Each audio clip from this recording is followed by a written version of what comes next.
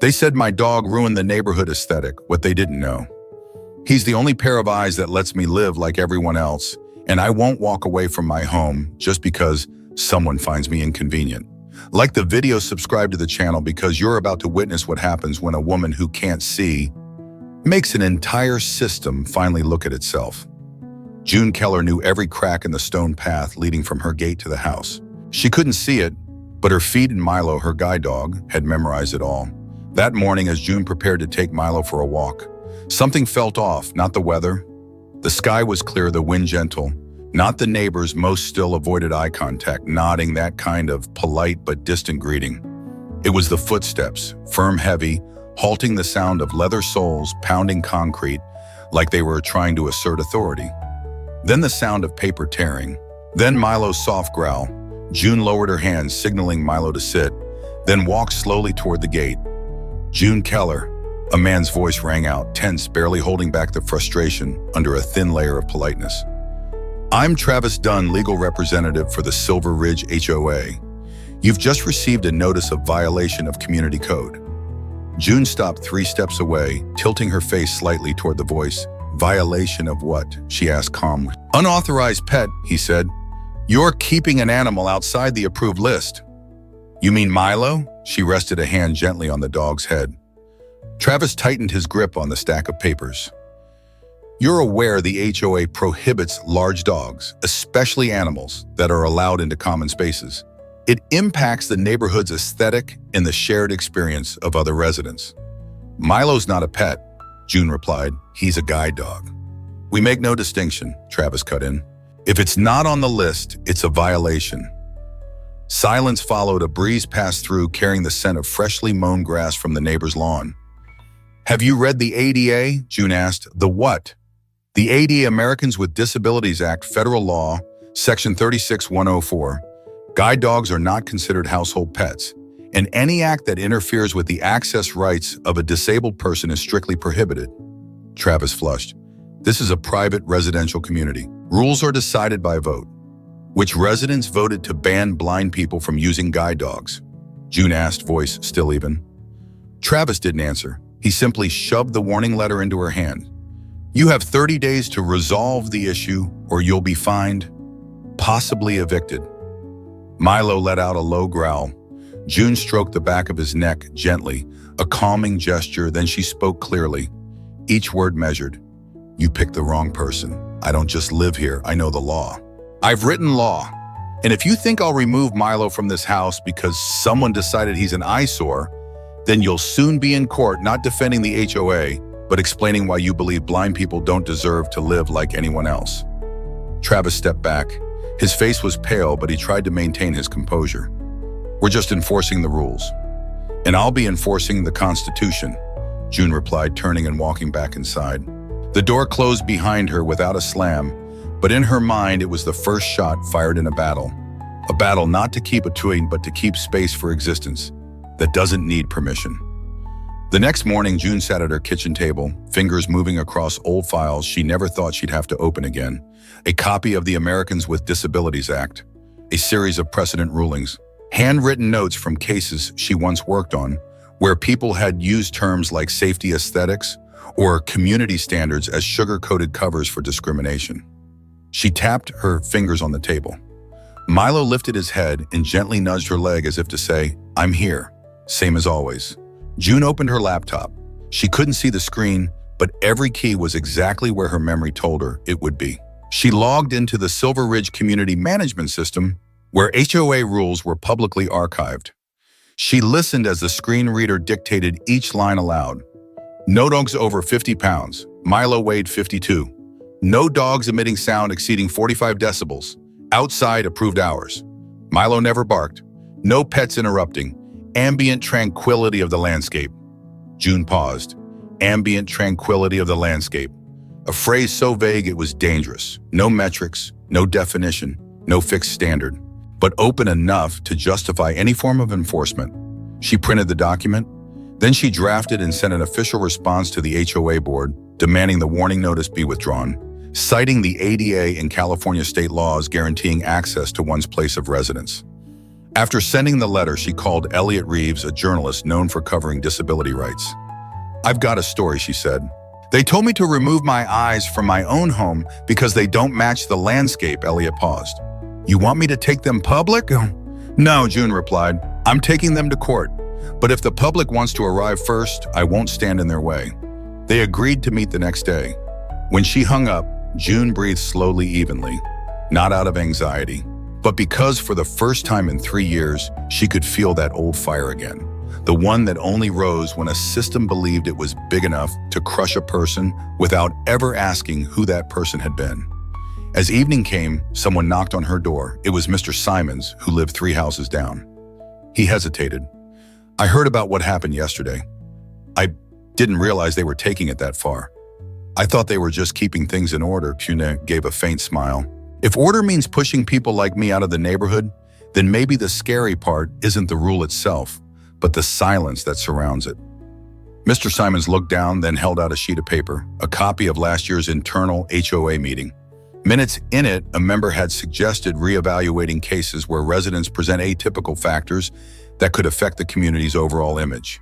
No name, no signature, but it was a starting point.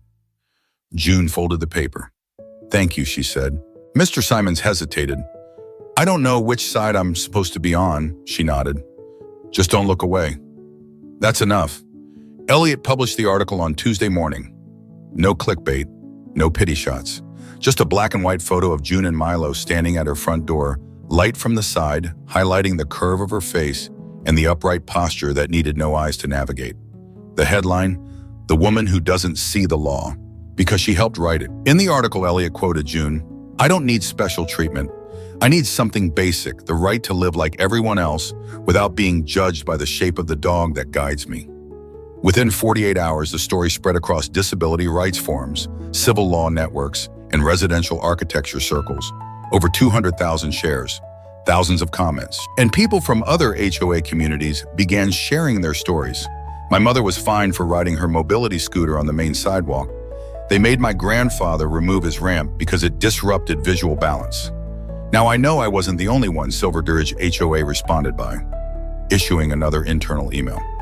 This one urged residents not to make public statements that might harm the image of the neighborhood, but that only raised more eyebrows. Because if your rules are right, why fear the light? At the same time, June received an anonymous message, a screenshot of an internal HOA group chat where one board member had typed, "If we don't shut this down completely, we'll set a bad precedent for other special groups to start demanding things." The screenshot came from concerned residents. They didn't reveal their names, but they had the courage not to stay silent as their community became a place that filtered out the vulnerable. June printed out the chat and attached it to her official legal complaint filed with the county court, accusing the HOA of violating the ADA intentional discrimination and using internal bylaws as cover for exclusionary practices. When word got out that the court had accepted the case, the HOA called an emergency meeting. For the first time in its 15-year history, they hired an external law firm, something they'd always avoided, fearing media attention. June feared nothing. She called her old law firm, where she once worked, and asked them to send a legal intern to assist with her filings. She didn't need to win alone. She needed this case to set a precedent, so no one else would have to stand alone like she was doing now. That night in June's yard, neighbors held a spontaneous gathering, not to oppose the HOA, but to ask a question no one had ever dared ask in Silver Ridge. Who do we want to live next to? People just like us, or people brave enough to be themselves? June didn't speak, but Milo lay quietly at her feet, head resting on her shoe as if he knew. If they won this time, it wouldn't just be the right to keep a dog, it would be the right to exist, even when you can't see who's watching. The preliminary hearing took place in a small county courtroom, usually reserved for light civil disputes. But that day, every seat was full, not because the story had been widely publicized, but because of the quiet question in many people's minds: could a blind woman actually take on an entire system designed to exclude without saying so outright? June sat at the plaintiff's table, alone. Except for Milo at her feet, her only fixed point amid curious stares. Some pitiful, some dismissive. The HOA's lawyer opened with a familiar line. "This is not a case of discrimination. This is about community guidelines, legally approved by residents, June stood, no papers in hand. She didn't need to read the law. She'd memorized it long ago because she'd once revised every comma in it herself, Your Honor. She said, voice calm and steady. I am blind. That does not make me weaker. It just means I can't see discrimination when it's dressed up in polite language and bylaws. But I can hear it, I can feel it, and I live with it every day. She paused, then continued. I used to write legal reports that helped this very state pass legislation expanding housing access for people with disabilities. I've sat across from lawyers representing 3 of the biggest real estate corporations and forced them to open sales offices to wheelchair users. Do you think I don't know how this system works, Silver Ridge? HOA is not some democratic utopia. It is a machine run by a management group, people who use the word aesthetic to remove anyone who makes them uncomfortable. She held up a file. Here's documentation of warning letters issued by the HOA, all sent to residents who don't fit the visual norm, the elderly people using mobility devices, anyone with visible medical support. And this, she said, raising a printed photo as Milo, a guide dog, certified, protected under federal law. Then she turned, not seeing their faces, but knowing exactly what kind of people sat across from her. You call him a visual nuisance. I call him my eyes. And if you believe you have the right to order me to remove my eyes from my own home, maybe it's time you reread the rules you're enforcing. Because they don't reflect the law, they reflect fear of what you don't understand. The room fell silent. No applause, no outbursts, but in that stillness was something June had waited a long time to hear, the subtle shift of public weight. When she sat down, Elliot, seated in the back, gave her a quiet nod, not because she'd spoken well, but because, even without seeing anyone, she'd made them all see her and made them look at themselves. Yet, just 3 days after the initial hearing, the court ordered representatives of the Silver Ridge HOA to present evidence of the enforcement policy on special animals, along with a record of resident votes. The HOA responded with a nearly 30-page document quoting every clause of the bylaws, but not a single record of a vote. No resident signatures, no public history of amendments, just lines of text presented as if everyone had agreed. But no one remembered being asked. June's lawyer, a final-year law student she herself mentored, stood holding a printout of a leaked internal HOA email. There's no need for a vote. The management team has approved the revision to Section 4.2, restricting pets to better control. Community image, simple line. But in the eyes of the law, it was proof the rule imposed on June didn't reflect the will of the residents. It was a calculated decision from the top. The judge frowned. Can you tell me when you rewrote rules to limit a disabled resident's access to normal community life? Did you ask her? No one answered. June sat still, expressionless. But beneath the table, Milo shifted gently, nudging her hand. She tightened her grip. She knew they were beginning to slip. The media didn't stay quiet. Elliot published a new piece, Who Writes the Rules and Why Are Disabled People Always the First to be Labeled Unfit? It included a series of brief interviews. A veteran denied a wheelchair ramp by his HOA, a mother forced to dismantle her autistic son's soundproof room, an elderly widow threatened with removal for keeping a companion cat.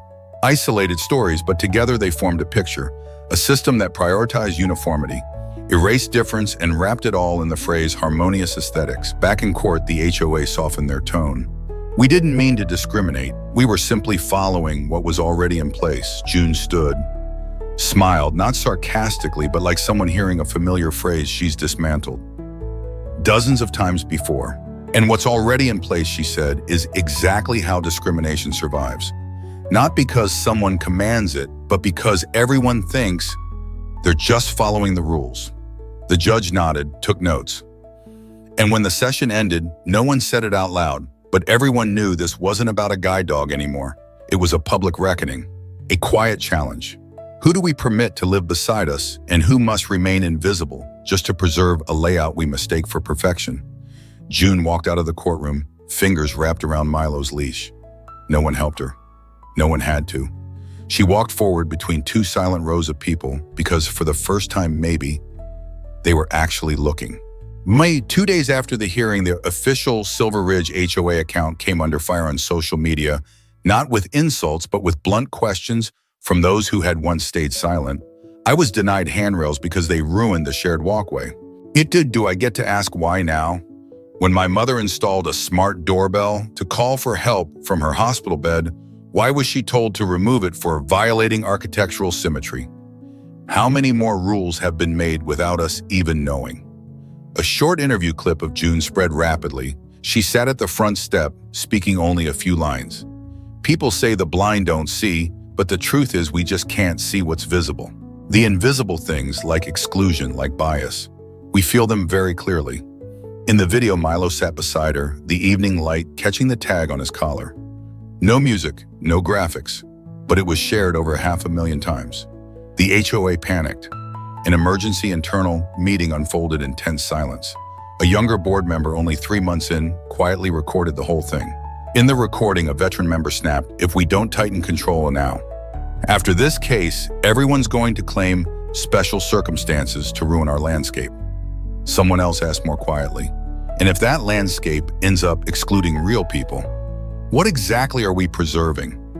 The next morning, the audio was sent to the court's public email to the press and to June. She listened 3 times, not out of shock, but because it confirmed something with chilling clarity. If rules are used to push someone out, then the rules aren't just wrong. They were built with the wrong intent. She printed the excerpt and attached it to her motion to expand the lawsuit from a personal claim into a public interest case representing the disabled, the elderly, and anyone ever denied their right to live based on vague, unchecked HOA clauses. The media began calling it Keller-Va, the HOA system.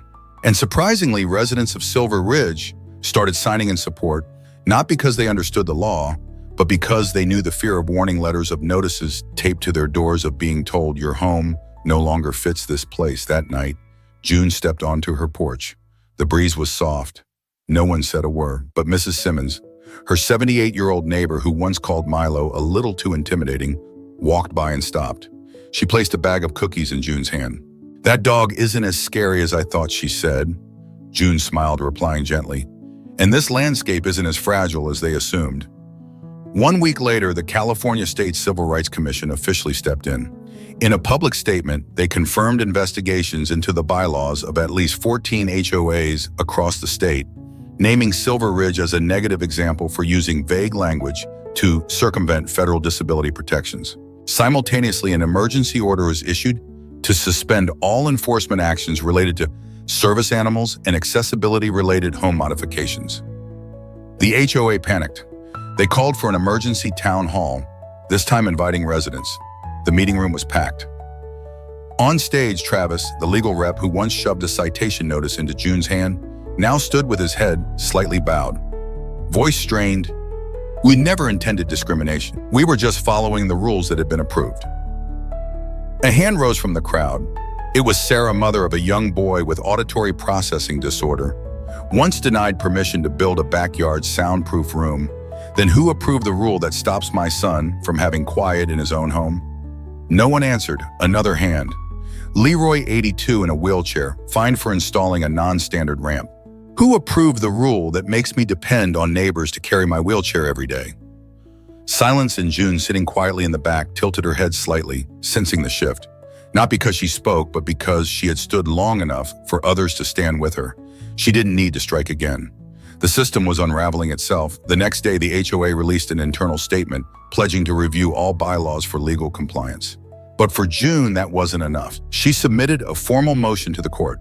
Any HOA provision affecting people with disabilities, the elderly or medically supported individuals, must be made public, rewritten with an emphasis on real-life function over aesthetic fiction.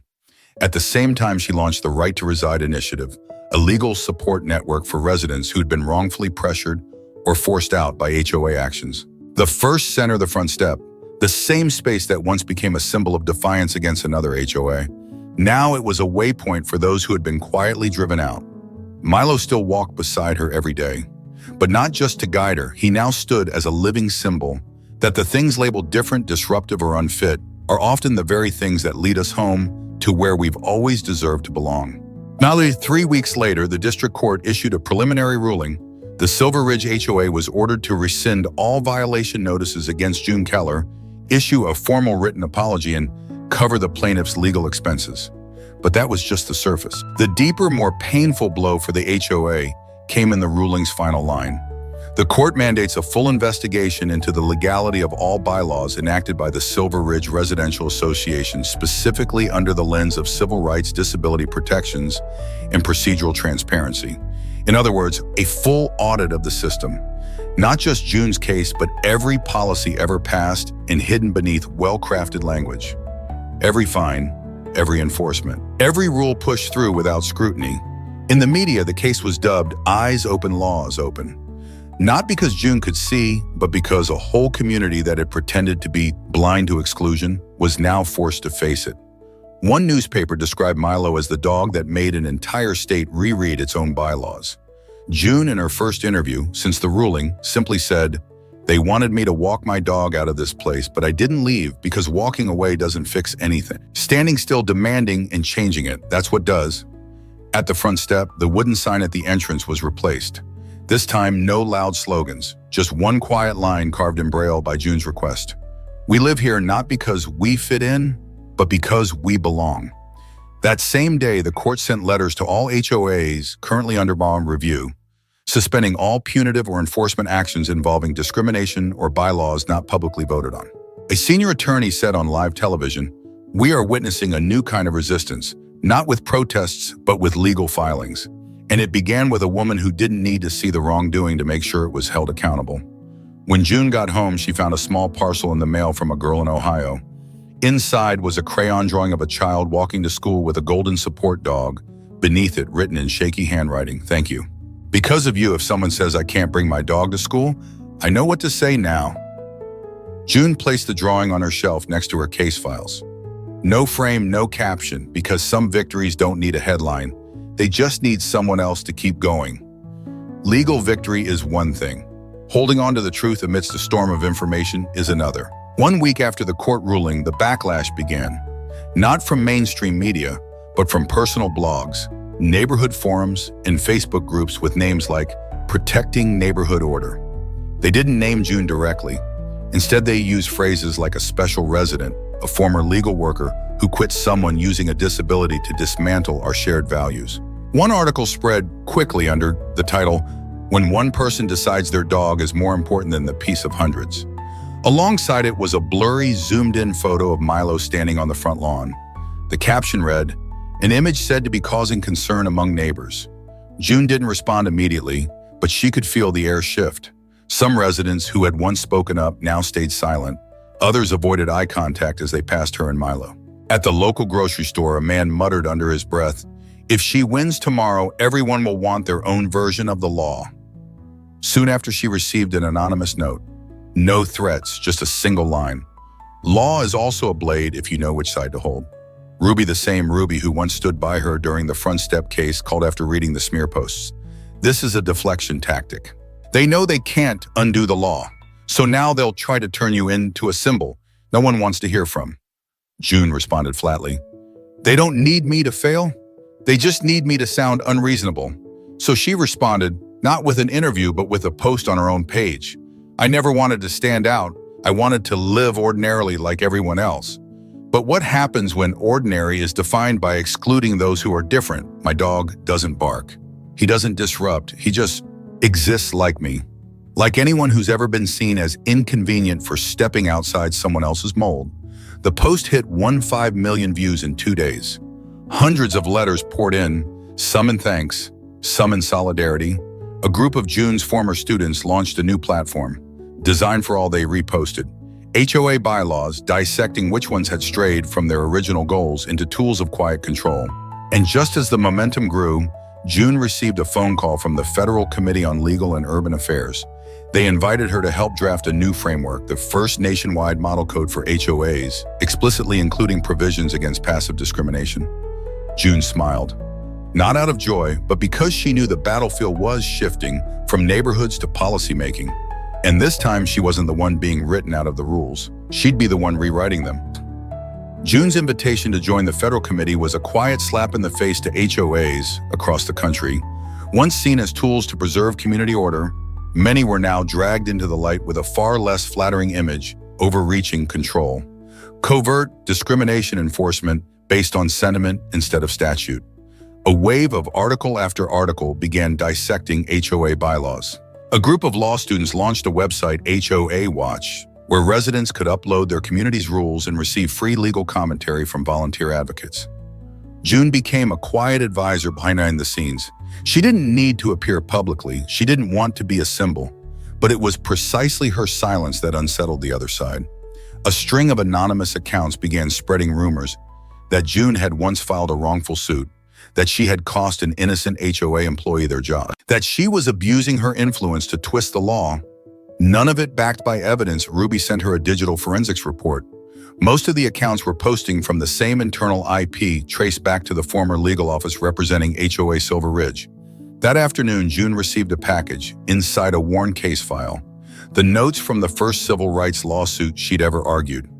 On the cover, a single post-it note. Back then, you won because people trusted you. Who still does? June didn't get angry. She called the one person whose counsel she had never once questioned. Retired Judge Henry Walsh, her old professor from constitutional and community law. I feel like I'm being pulled away from the real fight, June said.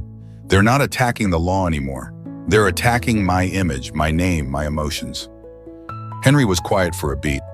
June, if a boat is pulling people out of a flood, the ones drowning don't care what color it is. They care that it doesn't sink. I'm the boat. No, you're the one rowing it. Your job isn't to be loved, it's to make sure it stays afloat. After the call, June printed a fresh copy of the model code draft, the section she had been assigned, equity standards for service and support animals in semi-public residential spaces. She rewrote the opening line 4 times, then finally left just one: no community deserves to be called civil if it demands the vulnerable step back, just so the majority can feel comfortable. That night, June sat with Milo on the porch. A boy from the next block, newly moved in, ran up with a drawing in his hand. I drew you and Milo, he said. June traced the picture with her fingers. 2 stick figures, a big dog, and a house with a sign that read, "Everyone belongs here," she nodded. No one needs to know the law to know when a place feels like home. On a Monday morning, June found a slim envelope in her mailbox. No return address. Inside was a copy of a proposed bill submitted to the State Council by a group of HOAs calling themselves the California Alliance for Community Order. One clause stood out. Allow HOAs the flexible right to establish restrictions on service animals or assistive devices if deemed necessary to preserve uniformity, aesthetics, and collective harmony within the community. In other words, they were trying to rewrite the law, sidestepping the ADA with the phrase collective consensus to legalize discrimination. As long as the majority nodded along. June chuckled. She'd seen this before when the powerful wrapped prejudice in numbers and called it reasonable.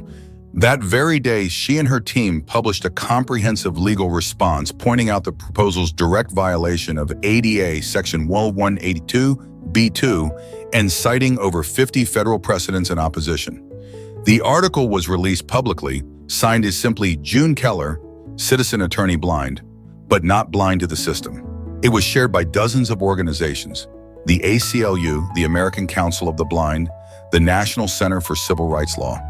Even several HOAs began withdrawing from the alliance, stating, "We do not wish to be part of a model that filters out citizens." A wave of grassroots voting swept across neighborhoods. Residents demanding a full review of HOA bylaws related to disability age and minority rights. June didn't organize a campaign. She didn't go on TV. Everything she did now was quiet, firm, and steady. Like each step Milo took beside her. Not fast, just forward. Meanwhile, Silver Ridge HOA, where it all began officially, dissolved its old board and held a community-wide election to form a new resident council. For the first time, its members included a person with a disability, an immigrant, and an elderly resident. A small door, but the first one not locked by so-called standards. June didn't attend the first meeting of the new council. She sent a handwritten note instead. No need for thanks. Just remember, law doesn't exist to keep everything quiet. It exists to protect what's right, even when that means some people have to get used to the new. That night, while walking Milo, a group of students putting up posters for Inclusive Architecture Week waved and greeted her. One girl asked, "Do you think someone else will pick up after you next time?" June tilted her head and smiled. "I don't think I know." In October that year, inside the California State Capitol, the official session approved the very first document titled Model Code for Residential Equity and Accessibility in HOA Governed Communities. The bill contained 74 provisions. Its language clear and direct, stripping out every vague phrase like aesthetic inconsistency or disruption of scenic harmony. At the very bottom in plain text, no bold, no highlight, read a single line based on the recommendations and legal contributions of attorney June Keller. June didn't attend the hearing. She watched the live stream from her quiet home, hand resting gently on Milo's head. When a state senator declared, from today onward, no one will be forced to leave the place they call home simply because they walk with a different stride, see through different eyes, or live by a different rhythm, June simply nodded, as if confirming a final verdict that needed no appeal. Messages poured in. A veteran wrote, "I used to think I should move out because I didn't fit in with my neighbors. Now I know I was never the problem." A single mother sent a video of her son hugging their therapy dog playing in the backyard for the first time without complaints. A law student messaged, "I chose law because I read about you." Back in Silver Ridge, the new community council hosted their first community day. No color palette, no matching tents. Each resident brought something from their family, a dish, a story, a truth they once felt afraid to share. June was invited to speak. She said only one sentence: "We don't need to be the same to live next to each other.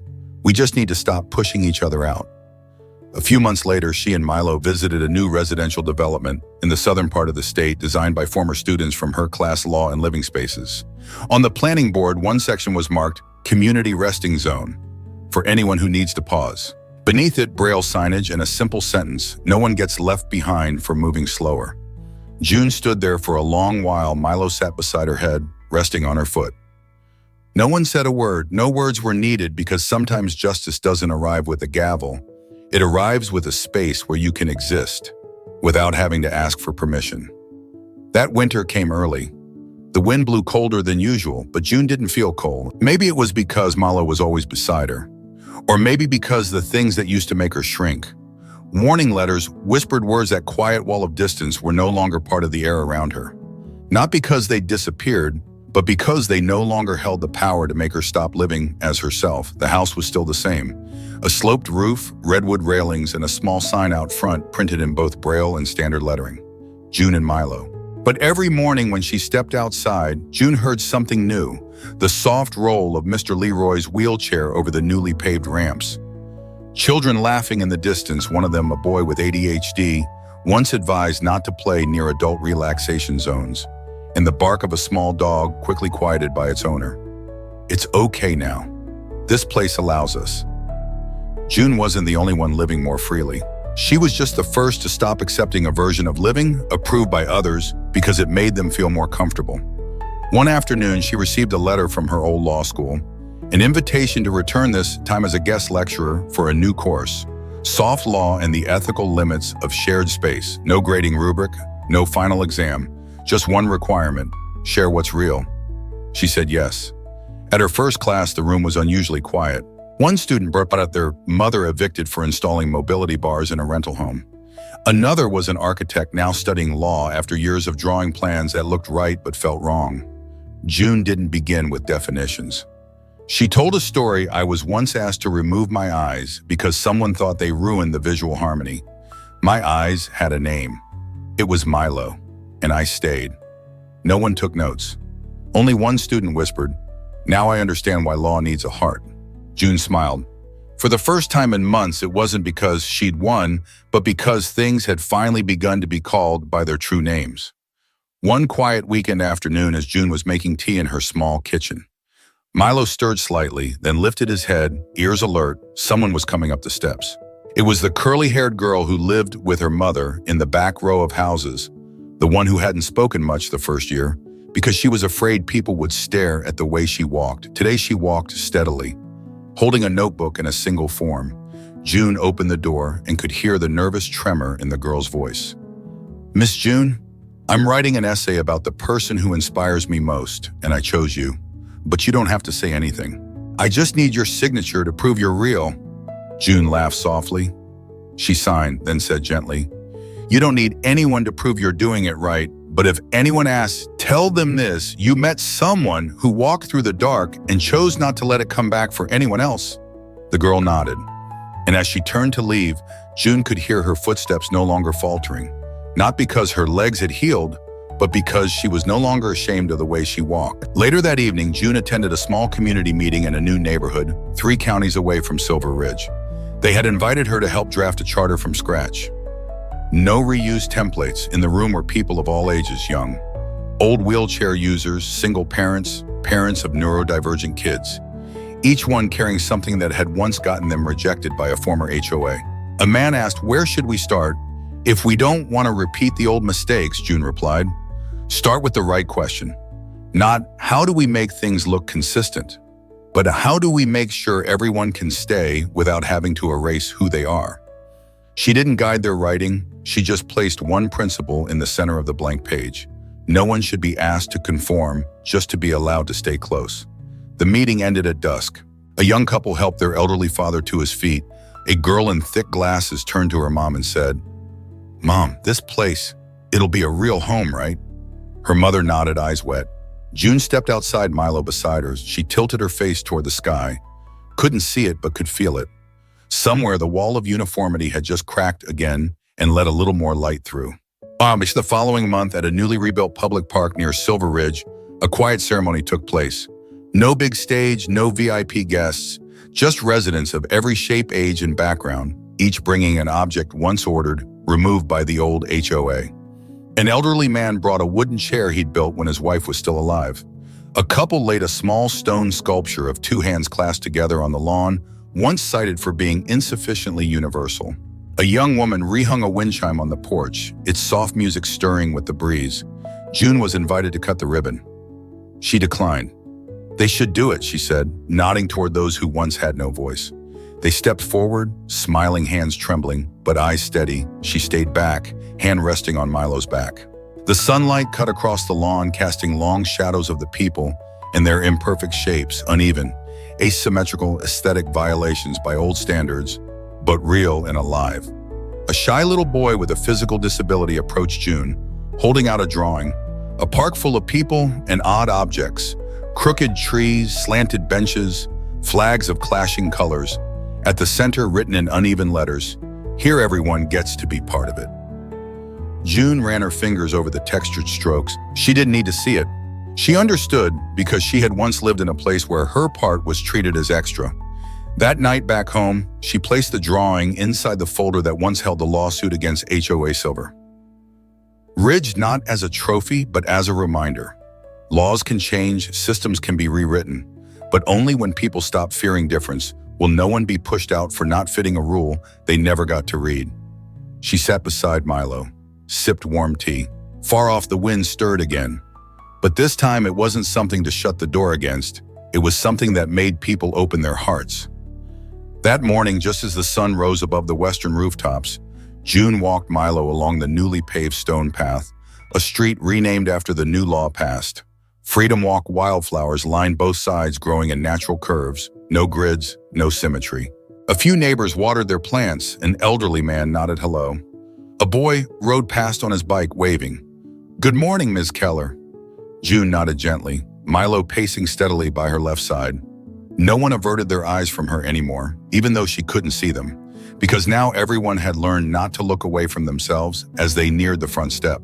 Now an independent community support center run entirely by residents. She paused for a moment. On the courtyard bulletin board, a new handwritten notice had been posted. "Starting next month, our weekend class for newcomers will include how to protect your rights with gentle language. Instructor June Keller." She didn't remember agreeing to teach that class. Maybe someone thought it was time, and maybe they were right. She stepped into the back garden where a few children were playing with 2 support dogs, one gray, one black, both fluffy. No one looked at them as nuisances. They were just part of the neighborhood now, like Milo. A little girl walked up to her, whispering, "Are you still scared sometimes?" June smiled, "Of course. But if you're scared and still stay, still speak up, still make space for those who come after you, then it's not weakness anymore, it's courage." That night before bed, June wrote the final line in the notebook she'd carried since the day she first went to court. "No victory lasts forever. But if enough people get to stay, then we don't have to win every time. We just have to make sure no one gets pushed out again." Milo curled up at her feet. Night wind passed gently through the window. and June whispered a quiet goodnight to herself. Sleep now. Tomorrow someone else might need me to stand beside them. Thank you for following June's journey, a woman who didn't need sight to lead the way.